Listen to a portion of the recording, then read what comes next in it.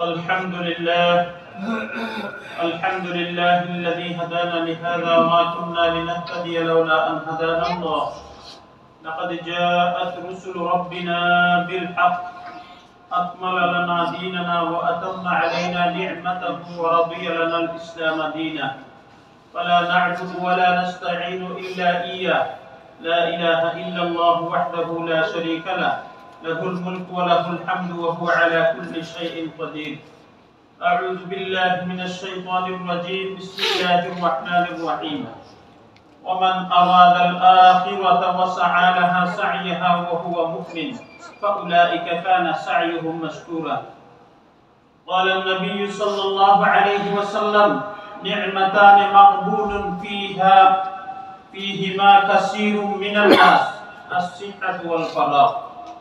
وقال رسول الله صلى الله عليه وسلم: أعذر الله إلى امرئ أخر أجله حتى بلغه 60 سنة أو كما قال عليه الصلاة والسلام. আলহামদুলিল্লাহ, আল্লাহ সুবহানাহু ওয়া তাআলা পবিত্র দরবারে লাখ কোটি শুকরিয়া আদায় করি যে আল্লাহ পাক রব্বুল আলামিন আল্লাহর বড় নিয়ামত সুস্থতা দিয়ে আল্লাহ পাকে আল্লাহর ঘর মসজিদে আওয়ার তৌফিক দিয়েছেন। সবাইকে আলহামদুলিল্লাহ। আল্লাহ সুবহানাহু ওয়া তাআলা ফরমান, মুমিন অবস্থা মানুষ যখন নাকি কোন নেক কামের এবং আখিরাতের লাগি চেষ্টা করে, আল্লাহ সুবহানাহু ওয়া তাআলা তার চেষ্টাকে আল্লাহ পাকে কবুল করেন। সুতরাং আমরা প্রত্যেকের লাগি উচিত হইল কি আমরা আখিরাতের লাগি চেষ্টা করি, আর এই চেষ্টার প্রতিফল আল্লাহ সুবহানাহু ওয়া তাআলা অবশ্যই দিবেন। হাদিস শরীফের মধ্যে আছে হযরত আব্দুল্লাহ ইবনে আব্বাস রাদিয়াল্লাহু তাআলা আনহু থেকে রওয়ায়াত قال النبي صلى الله عليه وسلم: نعمتان مغبون فيهما كثير من الناس। আল্লাহ সুবহানাহু ওয়া তাআলার পক্ষ থেকে বড় দুইটা নিয়ামত মানুষকে দেওয়া হয়েছে। এই দুইটা নিয়ামতের কদর মানুষে করে না। এই দুইটা নিয়ামত মানুষে ক্ষতিগ্রস্ত করলে। এক নম্বর নিয়ামত হইল আসিহা, মানুষে যে আল্লাহ পাকে সুস্থতা দিয়েছেন, এটা বহুত বড় একটা নিয়ামত। যদি আমরা মধ্যে সুস্থতা না থাকতো তাহলে আল্লাহর কাম করতাম পারতাম না। যদি সুস্থতা না থাকতো মসজিদে আইয়া জামাতে নামাজ পড়তাম পারতাম না। যদি সুস্থতা না থাকতো আল্লাহর নামে জবান দ্বারা উচ্চারণ করতাম পারতাম না। এই জন্য এটা বহুত বড় নিয়ামত। আর একটা নিয়ামত হইল কি ওয়াল ফারাগ, মানুষের অবসর সময় জিন্দেগি। যখন মানুষের কোনো খাম কাজ নাই, কিচ্ছু নাই, অবসর থাকে, তখন এই অবসরে অবসর সময়টা মানুষে নষ্ট করে দেয়।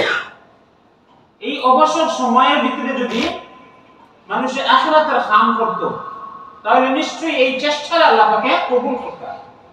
এই জন্য এই দুইটা নিয়ামতের আমরা কদর করি না, সম্মান করি না। এই দুইটা নিয়ামতের কামও লাগে। মানব জীবনের সুস্থতা এবং অবসর সময় লাভ হওয়া আল্লাহ তাআলার বহুত বড় নিয়ামত। কিন্তু অধিকাংশ মানুষ আমরা নফসের তাড়নায় পড়িয়া, নফসের আমোদ প্রমোদ করিয়া লিপ্ত হইয়া আমরা উদাসীনতার মধ্যে আমরা সময় কাটাই।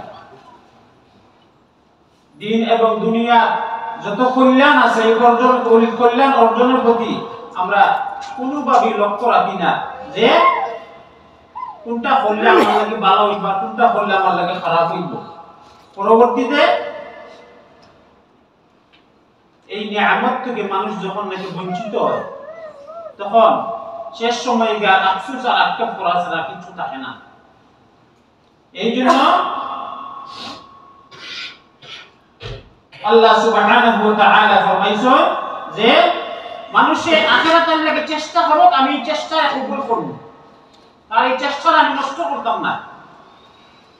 হাদিস শরীফের মধ্যে আছে হযরত সাহাব ইবনে সাআদ সাঈদী রাদিয়াল্লাহু তাআলা আনহু থেকে রওয়ায়াত আনহু কুননা মা'a রাসূলিল্লাহ সাল্লাল্লাহু আলাইহি ওয়াসাল্লাম ফিল খানদাকি। আমরা এক সময় রাসূলুল্লাহ সাল্লাল্লাহু আলাইহি ওয়াসাল্লামের সাথে ছিলাম খন্দকের যুদ্ধের সময়। ওয়া হুয়া ইয়াহকিরু ওয়া নাহনু নানকুলুত তুরাব। আল্লাহ রাসূল সাল্লাল্লাহু আলাইহি ওয়াসাল্লাম খন্দকের কুদরা গাত কুদরা খন্দকের যুদ্ধের সময়, আর আমরা এই গাত কুদরা থেকে মাটিটা আমরা উঠাইলাম। ওয়া নাহনু নানকুলু তুরাব ওয়া ইয়ামুরু বিনা, এবং রাসূলুল্লাহ সাল্লাল্লাহু আলাইহি ওয়াসাল্লামে আমরা দেখরা আর কইরা ফাকালা আল্লাহুম্মা লা আইশা ইল্লা আইশুল আখিরা, ওয়া আল্লাহ দুনিয়ার জিন্দেগি থেকে আখিরাতের জিন্দেগি সবচেয়ে প্রকৃত জিন্দেগি, সবচেয়ে উত্তম জিন্দেগি হলো আখিরাতের জিন্দেগি।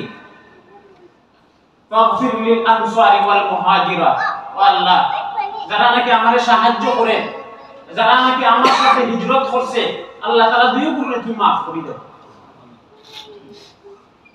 মুহাজির হয় যারা নাকি মক্কা থেকে মদিনাত রাসূলুল্লাহ সাল্লাল্লাহু আলাইহি ওয়াসাল্লামের সাথে হিজরত করছেন, আর আনসার হয় যারা নাকি আল্লাহ রাসূল সাল্লাল্লাহু আলাইহি ওয়াসাল্লাম রে মদিনা থেকে সাহায্য করছেন, তারা লাগি দোয়া করছেন আর কইছেন যে আল্লাহুম্মা লা আইশা ইল্লা আইশুল আখিরা, ও আল্লাহ দুনিয়ার জিন্দেগি থেকে আখিরাতের জিন্দেগি প্রকৃত জীবন,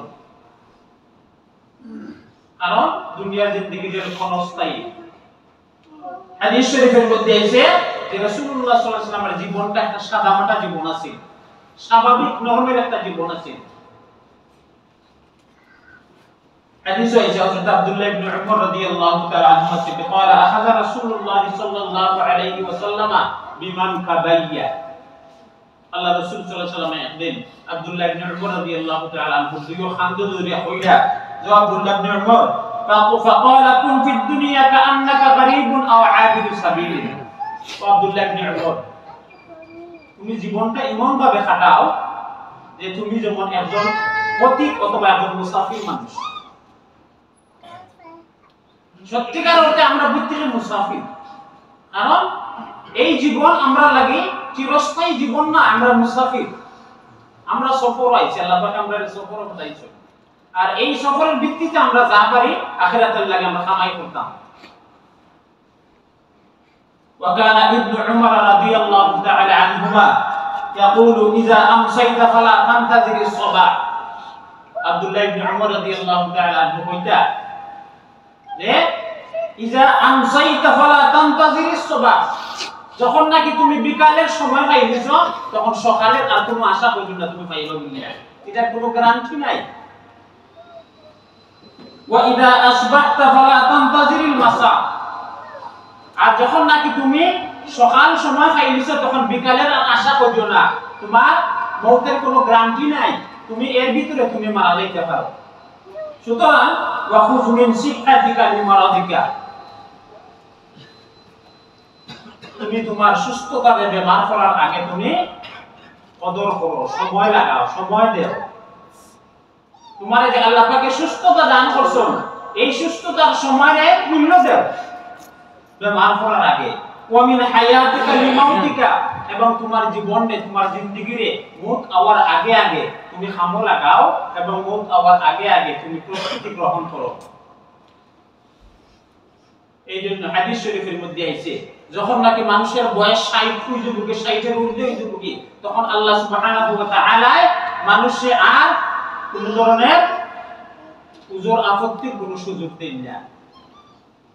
হাদিসে আছে হযরত আবু হুরায়রা রাদিয়াল্লাহু তাআলা থেকে রওয়ায়াত আন নবী সাল্লাল্লাহু আলাইহি ওয়াসাল্লাম قال اعذر الله الى امرئ اخر اجله حتى بلغه 60 سنه, মানুষের জিন্দেগিটা একবারে অল্প সময়, কিন্তু তারপরেও আল্লাহ পাকে আমরা জীবনে 60 70 80 100 বছর পর্যন্ত দেই। রাসূলুল্লাহ সাল্লাল্লাহু আলাইহি ওয়াসাল্লাম ফরমায় মানুষের জিন্দেগিটা খুব কম সময়, কিন্তু যখন নাকি মানুষের জিন্দেগিটা 60 বছরে পৌঁছে যায় তখন আল্লাহ পাকের কাছে আর কিচ্ছু তুচ্ছ হওয়ার আর কোনো উজর আপত্তি আর চলে না। কোরআন শরীফের মধ্যে আছে ইয়া আইয়ুহাল্লাযীনা কাফারু লা তা'তাযিরুল ইয়াওম, আল্লাহ পাক কইবা ও কাফির হল তোমরা কোনো উজর আপত্তি আমার কাছে গ্রহণযোগ্য নাই। ইন্নামা তুজজাউনা মা কুনতুম তা'মালুন, তোমরা যা কামাই করছো এর বদলা তুমি এখনো পাইবে। রাসূলুল্লাহ সাল্লাল্লাহু আলাইহি ওয়াসাল্লাম একদিন এক সাহাবীরে ওয়াজ করলা, নসিহত করলা, কইরা যে লিরাজুলিন ওয়া হুয়া ইয়াইযুহু, আল্লাহ রাসূল সাল্লাল্লাহু আলাইহি ওয়াসাল্লাম সাহাবীরে ওয়াজ করলা, কইরা ইগতানিম খামসান ক্বাবলা খামসিন, পাঁচটা জিনিস আওয়ার আগে আগে তুমি পাঁচটা জিনিসে মূল্য দাও। এর মধ্যে একটা জিনিস হলো শাবাবাকা ক্বাবলা হারামিকা, যখন নাকি তোমার জওয়ানকি সময় আছে তখন বৃদ্ধ হওয়ার আগে আগে এই যৌবন সময় তুমি খামো লাগাও। ওয়াসিহহাতাকা ক্বাবলা সাকামিকা, যখন নাকি তোমার আল্লাহ পাক সুস্থতা দান করছেন, বেমার হওয়ার আগে আগে তুমি সুস্থতারে খামো লাগাও। ওয়া গিনাকা ক্বাবলা ফাকরিকা, যখন নাকি আল্লাহ পাক তোমার ধন সম্পদ দান করছে তখন তুমি দরিদ্র হওয়ার আগে আগে এই ধন সম্পদে আল্লাহর নামে খামো লাগাও। ওয়া ফারাগাকা ক্বাবলা শুগুলিকা, যখন নাকি তুমি অবসর আছো তখন ব্যস্ততা হওয়ার আগে আগে এই অবসর সময়টা তুমি খামো লাগাও। ওয়া হায়াতাকা ক্বাবলা মাউতিকা, এবং যতদিন তোমার জিন্দেগি আছে মওত হওয়ার আগে আগে তুমি এই আখিরাতের জিন্দেগির লাগি প্রস্তুতি গ্রহণ করো। এই যে ওয়াজ, এই যে নসিহত, এই যে আল্লাহ রাসূল সাল্লাল্লাহু আলাইহি ওয়াসাল্লামের বাণী, এগুলা প্রত্যেকটা কথা আমরা যদি চিন্তা করি তাহলে একেবারে সত্য। আমরা যদি এই সময়টা কামে লাগাই তাহলে আমরা জিন্দেগিটা সফল হইব, আদারওয়াইজ আমরা জিন্দেগি সফল হইতে না। আলহামদুলিল্লাহিল্লাযী হাদানা লিখাইরিল আদিয়ান ওয়া মা কুন্না লিনাহতাদিয়া লাওলা আন হাদানাল্লাহ। أكمل لنا ديننا وأتم علينا نعمته ورضي لنا الإسلام دينا، فلا نعبد ولا نستعين إلا إياه، ألف بين قلوب أهل الإيمان فأصبحوا بنعمته إخوانا، وحسم على أن يكونوا كأعضاء جسد واحد أنصارا وأخدانا، نهاهم عن موالاة أعدائه أعداء الإسلام والمسلمين، وأوعدهم بمس النار والخذلان على الركون إلى الظالمين. ونشهد أن لا إله إلا الله وحده لا شريك له في الخلق والأمر، ونشهد أن سيدنا ومولانا محمدا عبده ورسوله المبعوث إلى الأسود والأحمر المنعوت بشرح الصدر ورفع الذكر صلى الله عليه وعلى آله وأصحابه الذين هم خلاصة العرب العرباء وخير الخلائق بعد الأنبياء. أيها الإخوة الكرام في العقيدة والإسلام، قال رسول الله صلى الله عليه وسلم: نعمتان مغبون فيهما كثير من الناس، الصحة والفراغ. وقال تعالى: ومن أراد الآخرة وسعى لها سعيها وهو مؤمن فأولئك كان سعيهم مشكورا. وقال رسول الله صلى الله عليه وسلم: أعذر الله إلى امرئ أخر أجله حتى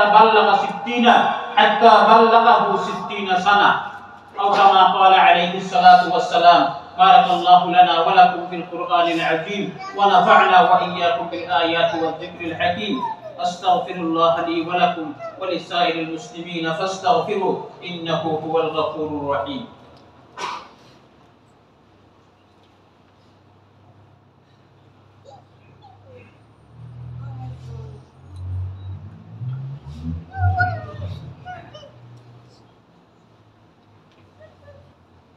الحمد لله نحمده ونستعينه ونستغفره ونؤمن به ونتوكل عليه، ونعوذ بالله من شرور أنفسنا ومن سيئات أعمالنا.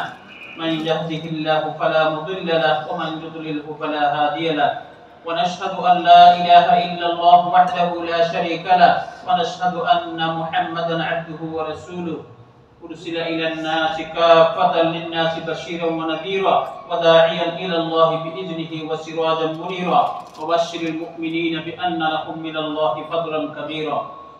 قال الله تبارك وتعالى: إن الله وملائكته يصلون على النبي يا أيها الذين آمنوا صلوا عليه وسلموا تسليما. اللهم صل وسلم وبارك عليه وعلى آله وأصحابه وأزواجه وأمهاته وأتباعه ومن تبعهم بإحسان إلى يوم الدين، خصوصا على السابقين الأولين من المهاجرين والأنصار، وخصوصا على الخلفاء الراشدين المهديين. أولئك حزب الله، ألا إن حزب الله هم المفلحون الغالبون. اللهم أيد الإسلام والمسلمين، اللهم أعز الإسلام والمسلمين، اللهم انصر الإسلام والمسلمين، وأذل الشرك والمشركين. اللهم انصر من نصر دين محمد صلى الله عليه وسلم واجعلنا منهم واخذل من خذل دين محمد صلى الله عليه وسلم ولا تجعلنا معهم ربنا اغفر لنا ولإخواننا الذين سبقونا بالإيمان ولا تجعل في قلوبنا غلا للذين آمنوا ربنا إنك رؤوف رحيم عباد الله رحمكم الله إن الله يأمر بالعدل والإحسان وإيتاء ذي القربى وينهى عن الفحشاء والمنكر والبغي يعظكم لعلكم تذكرون فاذكروني أذكركم واشكروا لي ولا تكفرون أقيموا صفوفكم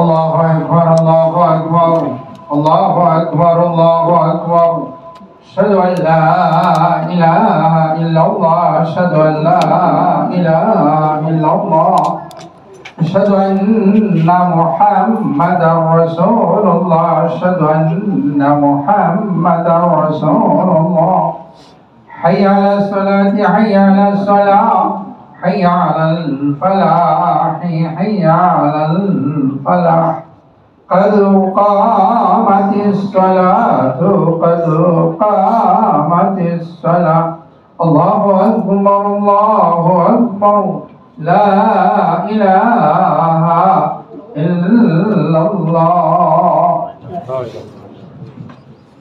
استووا صفوفكم يرحمكم الله State dalam haze meherbani dan bawsir Sokula sudah harukat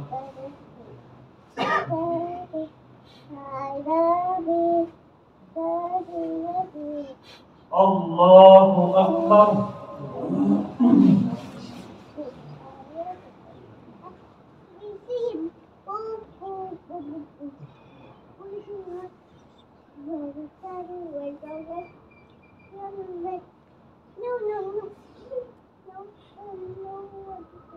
Alhamdulillahi Rabbil Alamin Ar-Rahmanir Rahim Maliki Yawmiddin Iyyaka na'budu wa iyyaka nasta'in اهدنا الصراط المستقيم صراط الذين أنعمت عليهم غير المغضوب عليهم ولا الضالين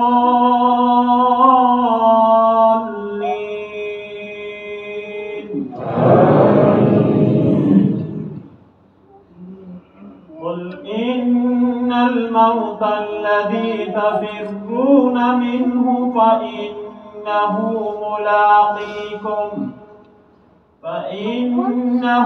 ملاقيكم ثم تردون إلى عالم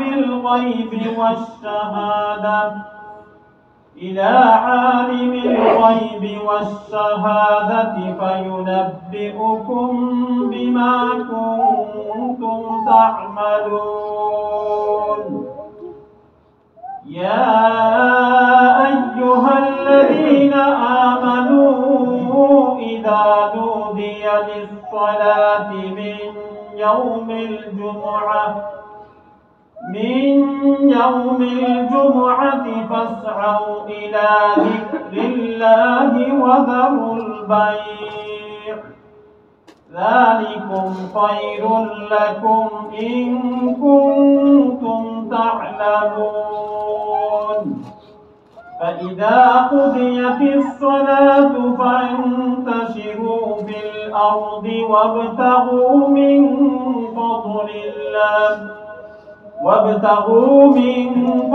الله واذكروا الله كثيرا لعلكم تفلحون وإذا رأوا تجارة أو لهوا انفضوا إليها وتركوك قائما قل ما عند الله خير من اللهو ومن التجارة والله خير الرازقين.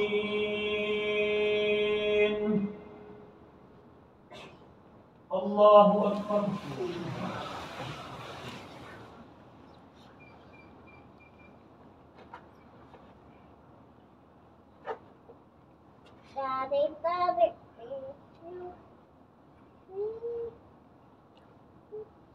سمع الله لمن حمده.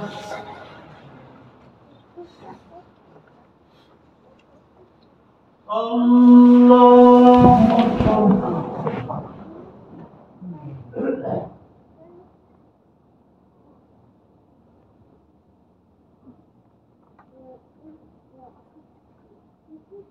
الله أكبر.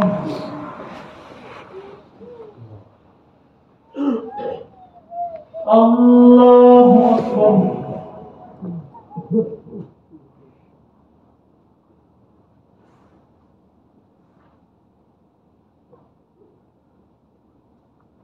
الله أكبر.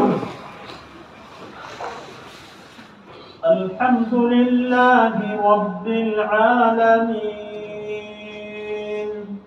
الرحمن الرحيم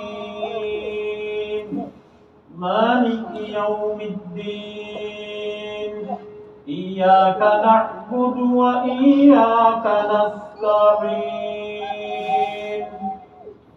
اهدنا الصراط المستقيم صراط الذين أنعمت عليهم غير المغضوب عليهم ولا الضالين. قد أفلح من تزكى وذكر اسم ربه فصلى بل تؤثرون الحياة الدنيا والآخرة خير وأبقى إن هذا لفي الصحف الأولى صحف إبراهيم وموسى. الله أكبر.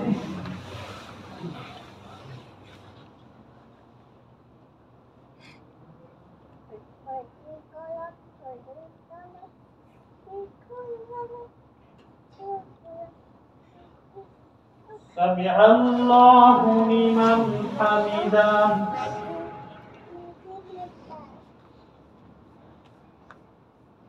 الله أكبر.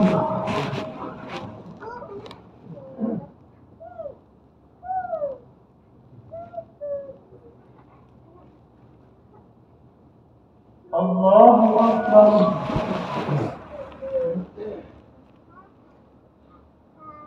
الله أكبر.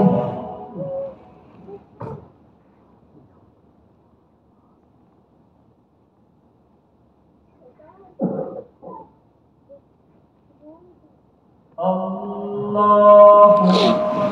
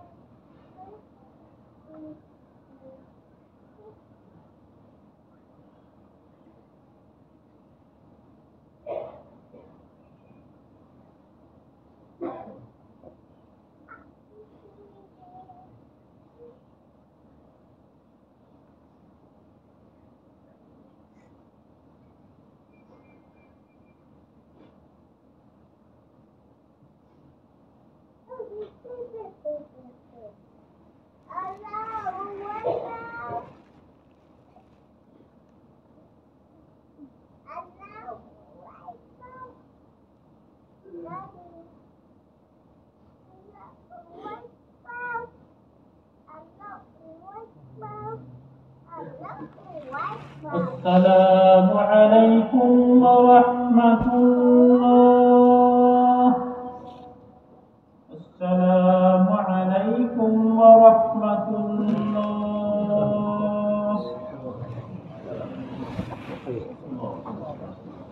الله